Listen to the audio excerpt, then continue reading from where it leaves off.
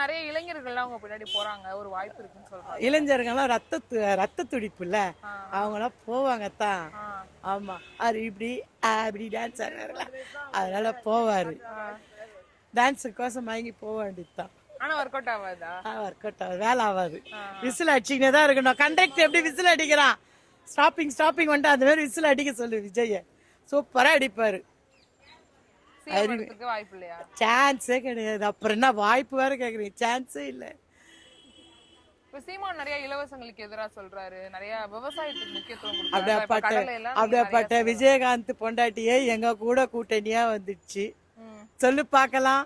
அப்படியாப்பட்ட விஜயகாந்த் பொண்டாட்டியே எங்க கூட கூட்டணியா வந்துடுச்சு. அவரும் நான் சிஎம் ஆகணும். அவர் எங்க கடைசியில கோயம்பேட்டில் தான் இடம் வாங்கி பத்துனுக்கிறாரு. ஜாலியாக நித்திரம் செய்யறாரு. அவங்களே எங்க கூட கூட்டணின்னா அப்புறம் இவங்களாம் எந்த மூலிகை அவங்களாம்